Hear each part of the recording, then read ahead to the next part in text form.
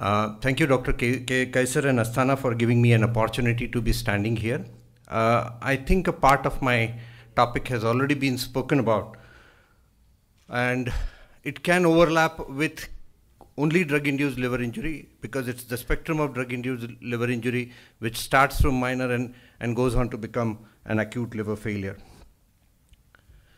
Drug-induced acute liver failure is defined by appearance of signs and symptoms of hepatic failure and encephalopathy during the course of acute drug-induced liver injury in a patient without previous or underlying chronic liver disease. The time to onset of acute liver failure after starting medication ranges from few days to many months, maybe up to a year, but it is relatively uncommon after 6 months. Now, Drug-Induced Liver Injury Network has classified a drug injury on the basis of severity grading from 1+ as mild to 5+ requiring transplantation or death due to injury. The variety of criteria here used the combination of enzymes, alkaline phosphatase, bilirubin, and coagulopathy. It is ALF which categorizes into grade 4 and grade 5 drug-induced liver injury according to DILI network. There are separate classifications available other than this for severity grading of drug-induced injury. Many of these patients who present to us with drug-induced liver injury have a confounding factor. They are alcoholic, they may have a pregnancy, they may be on many other concomitant medications who may have an associated injury pattern, and due to that, we don't have a specific diagnostic marker, unlike viral hepatitis, unlike autoimmune hepatitis, where some markers are available to tell us, yes, this injury is because of this. We don't have any marker as far as the drugs are concerned. The gold standard for diagnosing the drug-induced liver injury has been an expert opinion, where WHO has classified this expert opinion from highly probable to unlikely. There are many other casualty association classifications being used, like Russell-Uclaf casualty assessment method, a modification of RUCAM and MNV system, or DILI network, which again takes it from definite to an unlikely. What is this RUCAM, which tells us about the drug-induced injury? Points are awarded for 7 components, that is time to onset, course of injury after stopping drug, associated risk factors like age, alcohol, and pregnancy, other medications with potential to liver injury, exclusion of other causes of the possible hepatotoxicity, known potential for the hepatotoxicity of drug, and response to re-challenge. The scores range from -9 to +14. However, there is a lot of variability in clinical applications of RUCAM, and hence it is not applied on a routine basis. The basic difficulty comes is, except probably in tuberculosis, we do not tend to give re-challenge. In a patient who has had a hypersensitivity reaction, you won't give a re-challenge, and that limits the criteria. So majority of the times it is most likely that you can classify this drug-induced liver injury as a probable drug-induced liver injury rather than a highly probable drug-induced liver injury.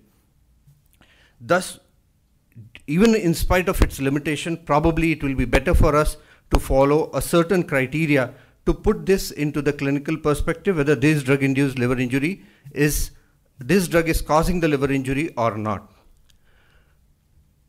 Manifestations of drug-induced liver injury could be variety, and clinically they are described in 12 different phenotypic patterns in which these drug-induced liver injury presents to us. I will not go into all these patterns, but those which causes a fulminant hepatic failure are either an acute hepatic necrosis or acute hepatitis type, hepatic steatosis with lactic acidosis type, and sinusoidal obstruction syndrome or vascular injury like veno-occlusive disease. These are the 4 broad groups which will go into what we call it as an acute liver failure. Rest all give rise to a different kind of presentations in the form of a resolving drug injury or a chronic liver disease. To diagnose a drug-induced liver injury, it is important that we have a very good drug history to be taken. We need to understand that we need to check up the risk factors for viral hepatitis in these patients, associated alcohol use, recent weight gain, and history of autoimmune disease, history of cardiac failure, shock, and septicemia, and the time of onset of drug, the duration, the dose taken, all has to be taken very carefully. All these patients should have a differentiation from the other diseases because it is more a diagnosis of exclusion. IgM anti-HEV and HEV, HBsAg and IgM anti-HBc, anti-HCV and HCV RNA, autoimmune markers, radiological investigations to rule out any biliary tract obstructions, and ultrasound characterization of liver quality to detect any possibility of an underlying liver disease. Almost any drug which is present on the earth can have a potential to cause hepatotoxicity, but the common ones which we will go into is paracetamols, antimicrobials, antiepileptics, non-steroidal anti-inflammatory drugs, statins, antiretrovirals, hormones and vitamins, and herbals and Ayurvedic medicines. Of course, rest all can be grouped into others. I'm not going to go into the details of each of these because these are some of the specific ones which I have looked into for acute liver failure. That is the 4 phenotypic presentations for the drug-induced injury which I have described about. We have discussed a lot about paracetamol and I'm not going to go into the details, but it is the most common cause of ALF and hence we will talk in brief. Single doses exceeding 10 grams, severe or fatal injury involves higher dosages. The incidence is about 20% and the mortality is about 20%, with the blood levels of the paracetamol at 4 hours and subsequently thereafter being the best indicator for the prediction of toxicity. N-acetylcysteine is a specific antidote and use of N-acetylcysteine probably will prevent a surgeon to come into picture. Severe liver injury is virtually abolished by an N-acetylcysteine if it is administered within 12 hours. However, administered up to 36 to 48 hours, it still reduces the risk of fulminant hepatic failure as well as mortality. Now coming to the drugs which we are more familiar with or we are finding in our circumstances, the drugs which is causing it. Rifampicin, INH and pyrazinamide, probably in combination. Individual details I won't go into because ALF usually occurs when these drugs are being given together. They rarely has been found when they are individually given. The incidence is about 5%. This is from a study, a very well conducted study from North India, that is All India Institute of Medical Sciences. It carries a mortality of 61% in adults and more than 80% in children. Pyrazinamide is probably the most hepatotoxic drug and it has a dose-dependent toxicity followed by INH and rifampicin. Pyrazinamide in combination with rifampicin is probably more toxic than pyrazinamide in combination with INH. There are many factors which eventually influence the injury pattern in this, which includes age, young and old, female gender. There is a controversy regarding this, hypoalbuminemia or malnutrition, associated alcohol consumption, hepatitis B, C and HIV co-infection. The diagnosis of drug-induced or anti-TB induced hepatitis, the criteria are now very well defined. We take it as 5 times upper limit of normal elevation of enzymes in absence of hyperbilirubinemia or 3 times elevation of enzymes above upper limit of normal in presence of hyperbilirubinemia. It is important for us when a drug-induced injury comes to us to classify the severity of injury because that is what is going to determine the outcomes. Probably we need to take proactive measures to stop this drug and prevent the further thing. We have spoken about a lot on prediction of the drug-induced, on prediction of the severity of the liver disease. But as far as drug-induced liver injury is concerned, one law forms the basis of it, an acute liver injury occurs, and that is Hy's law. This is usually used in drug development, where they stop the drug development or indicate an injury of more than 50% or severe liver injury can occur if the elevation of bilirubin is more than 2 times the upper limit of normal, which is actually a modified criteria from the original Hy's law. And this can be extrapolated that if an upper limit of normal of bilirubin gets doubled up, you have 50% necrosis of the liver cells. They also took the MELD score of 33 or higher, and they had a sensitivity, specificity, positive predictive value and negative predictive value at an average of 70%. In their study, King's College criteria did not discriminate survivors from non-survivors and had a low sensitivity and negative predictive value, while the positive predictive value remained at about 70%. Harshad's group have put a very large paper in 2010, and in that anti-TB induced drug had a MELD score of 38 and 46, which yielded a probabilities of death of 90% and 99% at the respective scores.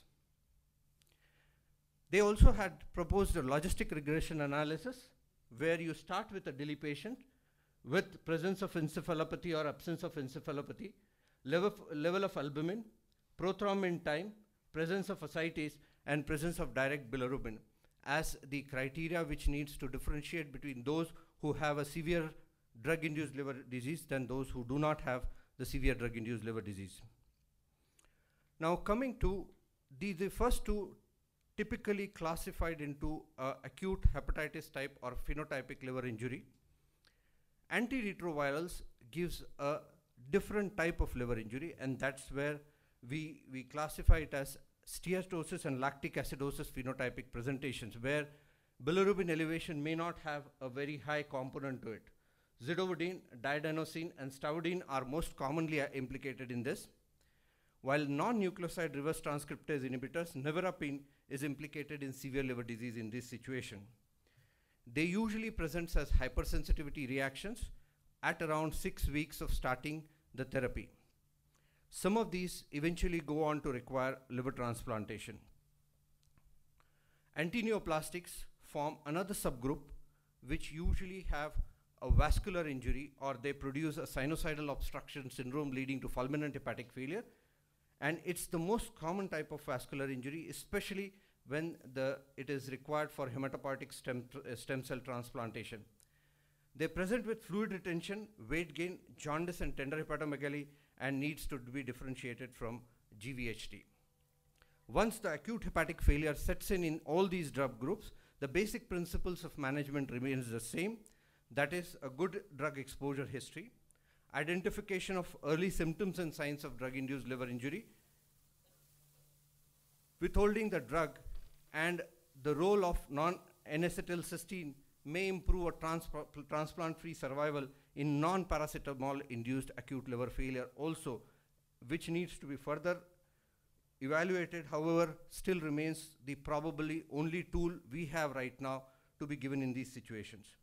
Supportive management and liver transplant consideration in patients. An important thing I like to highlight is liver transplant consideration based alone on King's College criteria can be fallacious, and hence it is important for us to identify a specific subgroup of patient in a severe drug-induced liver injury which will benefit from transplantation in this subgroup. Thank you so much for a patient listening.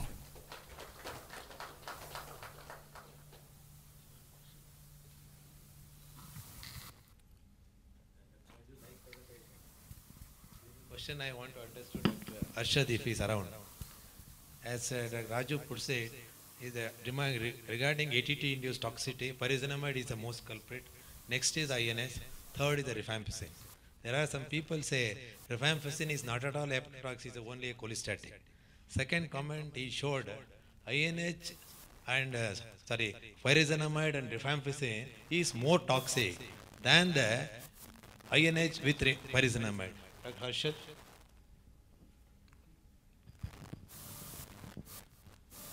Regarding the second question first, pyrazinamide and rifampicin is several times more toxic than pyrazinamide and INH. Now, to such an extent that the FDA actually banned the Americans from giving this drug combination to patients who were being treated for latent tuberculosis. Now, the reason is not very clear, but from extensive reading, it is clear that only those patients who are immune suppressed, and that is HIV positive patients, actually tolerate this combination, that rifampicin pyrazinamide much better than INH and got to do something with immune stimulation. So those who are immune suppressed probably tolerate it better. Now, the most fascinating thing is Sarin's group actually published one study where they used INH and pyrazinamide combination for patients with chronic liver disease. Even though they didn't go into the details, but there is experimental evidence in mice to suggest that pyrazinamide actually decreases the toxicity of INH. And that's one of the reasons why this combination is much better than INH and pyrazinamide rifampicin together. What first question? Yeah. Yeah. Next is INH. Third, you say There are extensive studies which I've done, and there most of us like to think in terms of, as human beings we associate things and come to conclusion. We are not taught to think in terms of statistical terms, but extensive statistical analysis has been done to show that pyrazinamide amongst all the 4 groups is the most hepatotoxic, followed by INH, followed by rifampicin, and ethambutol of course is hardly ever hepatotoxic. The most important thing here is pyrazinamide has a very low therapeutic window. That is the dose at which you give to have a therapeutic efficacy, and the dose at which you develop the toxicity, that range is very low, which is much wider with rifampicin and INH in this setting. No, but the problem is it becomes largely irrelevant because these are not drugs that are given alone. Pyrazinamide is never given alone. Agreed. So it's an irrelevant fact. Correct. Whether it's 1, 2, 3, 4. Doesn't matter. The only question comes, if you got a patient with hepatotoxicity, what are you going to eliminate first? See, our 2 drugs which act really are INH and rifampicin. Correct. And our endeavor is to give those 2 drugs. So obviously pyrazinamide gets out first, whether it is the most toxic or the least toxic. I think practically that's what the whole thing is. You can debate and say this is more and that experimental evidence, but that's not relevant. I think when the toxicity occurs, all the 3 drugs go. It doesn't go only pyrazinamide goes. When you restart back with probably rifampicin and INH. That I agree with you. But when the toxicity occurs, none of these drugs remain. All the drugs go together. It is very relevant because the AIMS group had shown just 2 years ago in the March issue of Clinics of Infectious Diseases, where when patients develop drug-induced hepatitis, they put all these patients on the 4 drugs together, and then they followed them up. So where they showed clearly that all these patients actually tolerated the 4 drugs together. So this is important because many individuals and many chest physicians would like to put these patients on 4 drugs together. But there are enough studies. There's one other study from Tahaglu from Turkey, and he very clearly eliminated pyrazinamide and used only INH, rifampicin, and ethambutol, and another group which had pyrazinamide, and clearly showed that those who received pyrazinamide actually did much worse than those who did not receive pyrazinamide. So again, the North Indian study suggests that pyrazinamide is safe, but again, it's not very safe. I think there is a relevance in what Dr. Naresh Bhatt said, that once we have a hepatotoxicity developed, and when you go back, you don't reintroduce all the 3 hepatotoxic drugs back, and when you eliminate it, you probably eliminate pyrazinamide first and continue with rifampicin and INH. Actually, I am here just to give a comment on the AIMS study. This study was underpowered. There is a difference between the incidence of the toxicity, whether you have a graded introductions one after the other, or you introduce simultaneously, but that did not achieve the statistical significance, and that is because of the underpower of this study. That was the only defect in that study. Once you have the adequate numbers, probably you will get the statistical significance.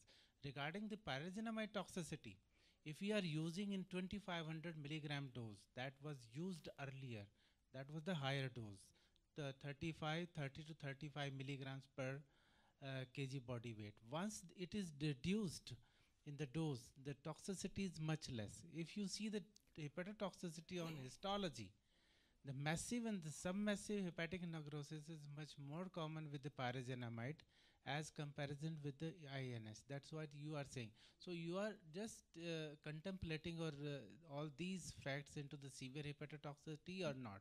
But if you are using an appropriate dose of the pyrazinamide, the toxicity is not more than the INH. Yeah, as I said, sir, the therapeutic window available for pyrazinamide is significantly less. So when you raise the dose of pyrazinamide, you encounter the toxicity much more frequently than when you raise the dose of INH or rifampicin. That's an important difference between the three drugs when we talk about this.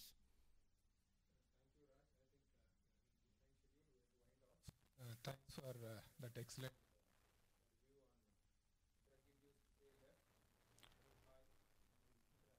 Thank you so much.